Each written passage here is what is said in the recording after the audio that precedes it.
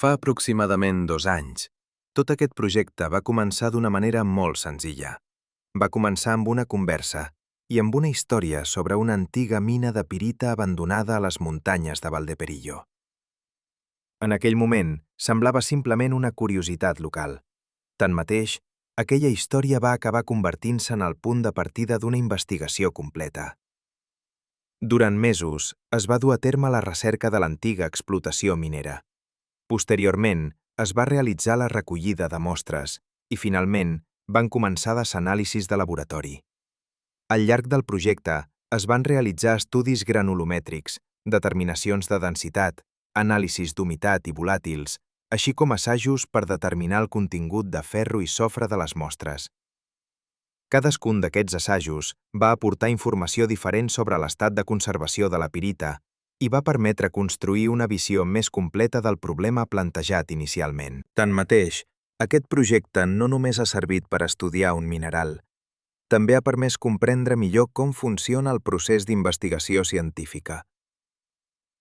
Al llarg del treball, van aparèixer dificultats experimentals, limitacions metodològiques i resultats que van requerir ser analitzats amb esperit crític.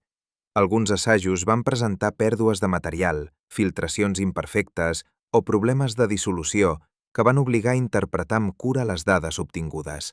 I, precisament per això, el projecte es va convertir en una experiència d'aprenentatge especialment valuosa. La ciència no consisteix únicament a obtenir resultats ideals. Consisteix a registrar correctament les dades, avaluar les limitacions del mètode i extreure conclusions fonamentades a partir de les evidències disponibles.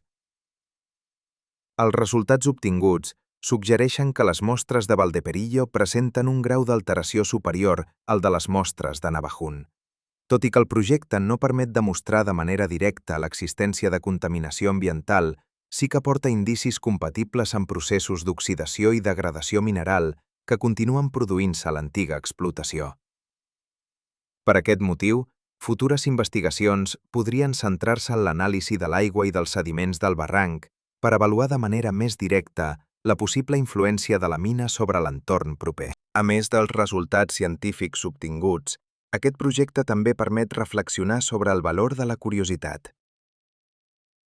Tot va començar amb una pregunta senzilla, la pregunta de si una antiga mina, oblidada durant dècades, encara podia explicar alguna cosa sobre la seva història i sobre la seva relació amb l'entorn.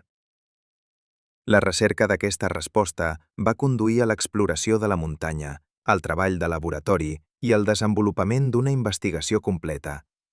I encara que continuen existint moltes qüestions que podrien estudiar-se amb més profunditat, els resultats obtinguts han permès comprendre millor la realitat d'aquest indret. Potser aquesta és una de les lliçons més importants de la ciència. Les grans investigacions no sempre comencen en grans laboratoris. De vegades comencen amb una observació, una conversa o una simple curiositat. I en aquest cas, tot va començar en una antiga mina abandonada de Valdeperillo. Moltes gràcies per la vostra atenció.